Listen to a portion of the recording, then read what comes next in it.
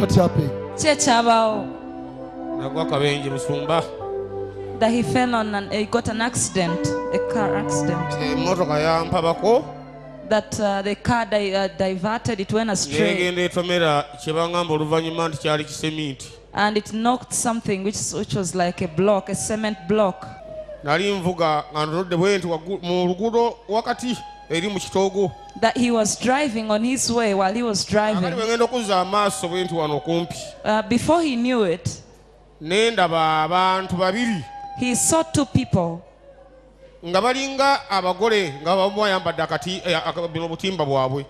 like a bride, a couple, a bride and groom.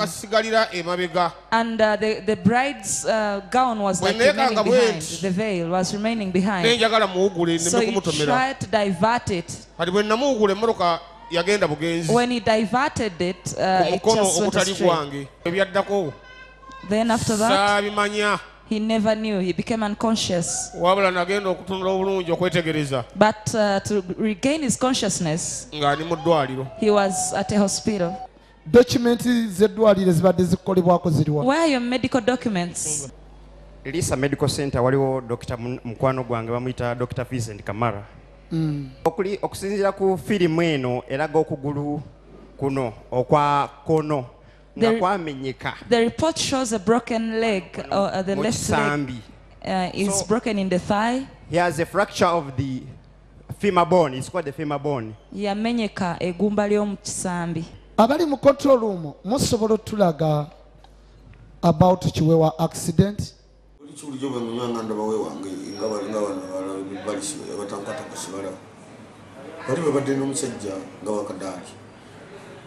Nga basana nga batambula nga bakambule sate sizemo balaba enviri duba osaidize ngenda saidize wafe makati kati omuntu nakataka kenjagalo kula nenga nchano nyaka nambuza kati bwe mukubide simu nakabadde akanambu yandika nambuziza ngamba ali bujjuko n'ekyo sanenzira ebujjuko munonye nenga zokulanga ku simu yenga mbatiriko ngamba kanzi kangule mwana kachupa kamonjira nkanyo ono biri nabunywa ngatuseka nannemere ngamba kanzire kakati mbadde nkomawo kusanga abagole ababadde basale kubo ngamba nga ku kitogo wabula simanyi obawa ndabiyo ku kitogo waliwo abagole ababadde basala oluguudo awo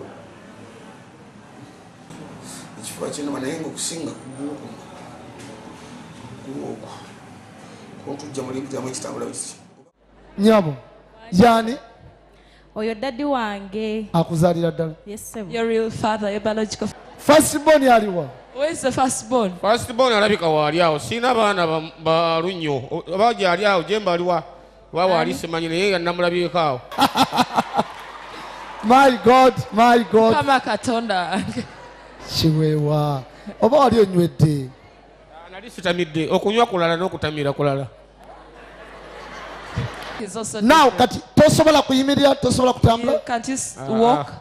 Tekusobola. Era ono mwanyinaze ono gwenzirako nno yabadde mu ddwaliro nga nzijanjaba ne bawalabi ne batabani be. Okay.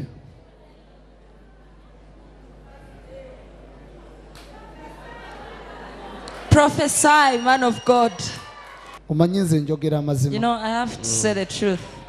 Oli mukwano gwange? Yeah, my friend. Kino nsi njagala ekimanye. I want the world to know this. Nti oli mukwano gwange. That you are my friend. Naye tulina we tukoma. But we have where we stop. Sifunangawo kadde. I've never got time nemberawo nenjogerako naawe just nkulaba kuyimba. To talk to you. I see you singing. Ne recently twakuyita nojja n'otuyimbirako wano. You came and entertained us recently. We tukoma. Tutwogera bingi. So njagadde I would like okiraga nti Chiwewa mmanyi. To show that I know you. Mukwano gwange. You're my friend.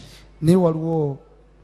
But there's byesituukanga akaunti njogere naye. Things I have never reached to discuss. Nga bolaba bayimbi bawalukaga bonna mikwano gyange. Like all musicians are. Naye Mukama alina kyandaze. But it's something the Lord has showed me. Waliwo omukyala. There's a lady. Yalemera mu nnyumba yo.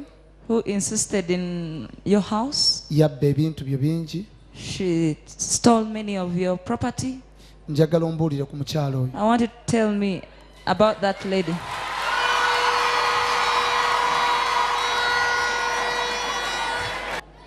Nsumba abantu tebalowooze nti engeri gye tomanyiganye oyinza okuba nga wasobyayo ekigerera wakaana olaba ebiyo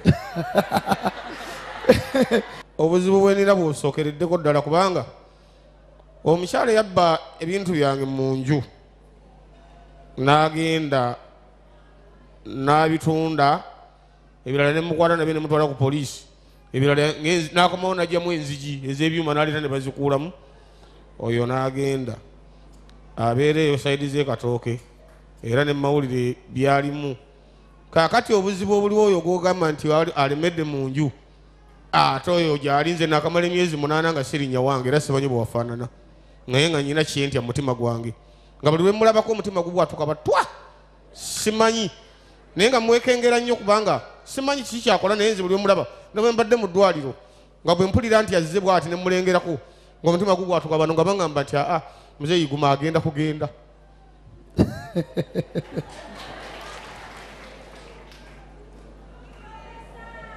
There is a problem of land waliwo obuzibu bw'ettaka at your home, at your in your family village. mu family yammwe oba gy'ozaalibwa ebyo byenkayane ziri eka buli kaseera akula musajja wa Katonda.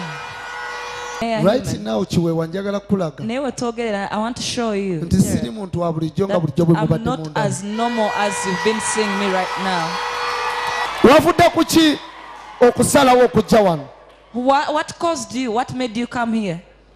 era kintwalidde ebbanga ddene mutima gwange bukyangwa kabenje ku lwokutaano ngaba empiso nzikooyi okugulu kunuma okufa obufi tekukuna eno mukundi eno nze samanyire byakwebaka wansi bannaye omusajja namanyirako yenjerera akati bambeera katanda ngenda okulya motoka ziyitawo gamagamba noyo bamututte nembagamba banengenda kukola nti okuwonerawo ka abantu abajja okundaba waliwo abanambudde ne bajja okunnambula baga naye sala amagezi ogende bakuyunge bajja kukuyungira wiiki simanya nga 2 omulala nagamba jangu ogende bakuyungire gye bayungira bigi ayi ojja kumalayo wiiki nga 3 bano abaana bange ne bagamba naye taata waliyo n'omulala adda kuwona lwakuba bonna bwobasanga balinga nga bana naye bwobasanga tobaawula kakati ne bagamba naye taata ogwo omulembe gw'okuddamu ebyo ebidagala genda okole bikigwaggwako bagambye busimanya guno omulembe gwabwe gwa .com ne baŋŋamba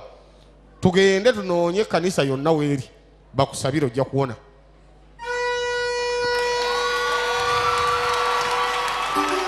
era wabaddewo okusuka omugwa kunene nnyo mu mutima gwange era nakati wendi sinaba era amazima ate nakisa oli mukwano gwange era sinaba kukkiriza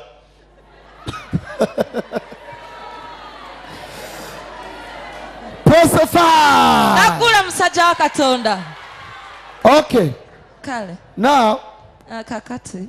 Katonda nga bali ow'amaanyi. As God is powerful, njagala Katonda gwe nsinza. I want the God I worship akulage to show you nti wano e Kawala that here at Kawala waliwo Katonda. There is power.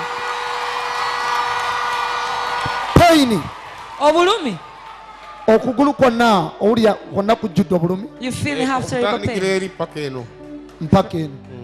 Ne mukiwata eno yonna bwe wati eno. Era babadde abasawo baagala kumpa kino ekigundi ekisiba eno. Ne mbagamba bano abaana ne bagamba nti temukimuwa taata waffe mumuleke tujja kumwejjanjabira. Ne bandeetera. Okay, nzikiriza. Accept nkuteekeko empeta eno. That I put this ring on you. Tonyeenya nnyo. Don't shake a lot. Kanjiteekewaawo. Now. Kakati. Nga njogera ebigambo bino. Eno nga naye wanzita nnyo naye obateekeyo endala. Neyo nteekeyo empeta endala. Kebeeraawo. Let it be there, don't worry. Mr. Chiwewa. Kakati mukulu Chiwewa. Ndagira obulumi okuyita mu mpeta. I command the pain through that ring. Yawongebwayo maaso ga Mukama. It was presented before the Lord. Njagala empeta eyo. I want that ring. Enuuna obulumi bwonna. To suck out whatever pain you have. That you have in your body. Right now. Kati. Si nkya. Not tomorrow. Wabula nkyagala kati. Now. Njagala empeta eyo. I want that ring. Enuuna obulumi bwonna. To suck out whatever pain you've been having in your right life. Now. n'amagumba agabadde gayatika ngalagira okuyunga right now. Be healed. Be healed. In the name of Jesus Christ. Be healed. Be healed. Be healed. Be healed. Be healed. In the name of Jesus Christ. Be healed. Be healed. Be healed. Be healed. In the name of Jesus Christ. Be healed. Be healed. Be healed. Be healed. Be healed. Be healed. Be healed. Be healed. In the name of Jesus Christ. Be healed. Be healed. Be healed. In the name of Jesus Christ. Somebody say hallelujah. Somebody say hallelujah. Somebody say hallelujah. Somebody say hallelujah.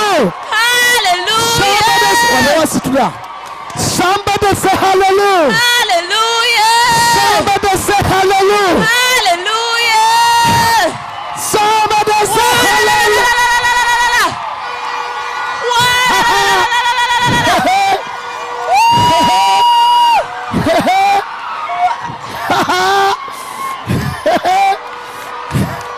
Mutabani wazirise. Mutabani wazirise.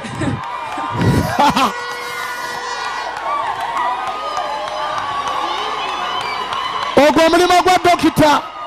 Ogwo kujjako ekyo. The doctor will remove. Kisitule. Carry. Ah. Hallelujah. Hallelujah. Somebody say hallelujah. Hallelujah. Somebody say hallelujah. Hallelujah. Yeah. Yeah. Siwuliramu ya. Mbuziza oba weegumya bwegumya. Ono antwalanga muzeika Katongole okimanyi. Ono antwalanga mwana we abasinga bamanyi yanzaala naye si yanzaala. Mubuuziza weegumya bwegumya angambye nedda. Sina yadda wannuma.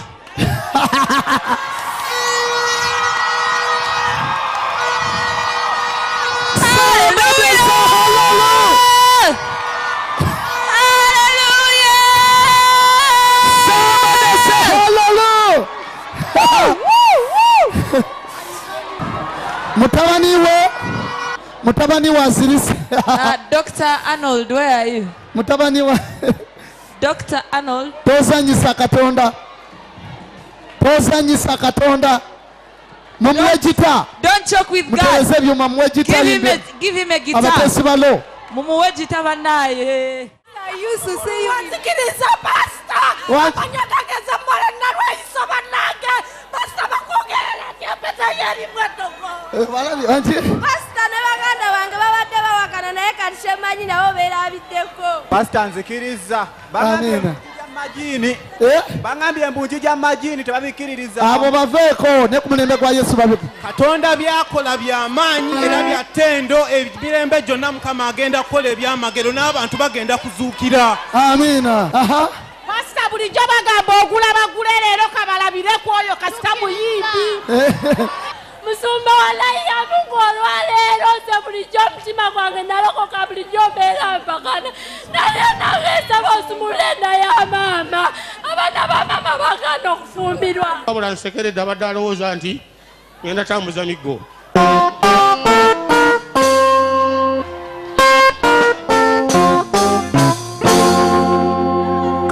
Sirabanga mutamivu wa mugaso ng'ono mu ggwanga lino.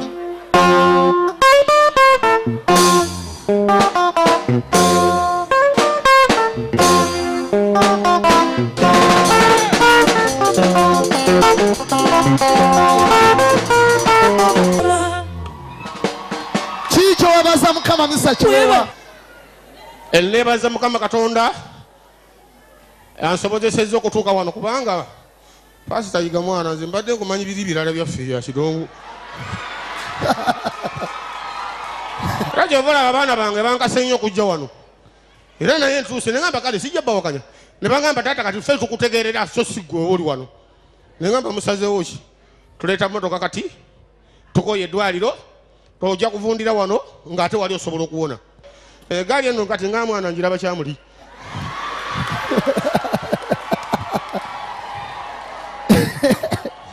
terina atuulamu mutabani wange abadde agikabira ne mugamba mwana wange tokaaba kino eno yabizibu eno mugiramu ginterekera wano bwe oba oyagala tuula olabe enkya nga sigoddako sirina kyenyinza kukugamba ggwe era sirina kyensobola kugamba nti weebale sirina wabula Mukama Katonda akumpeera ebisingawo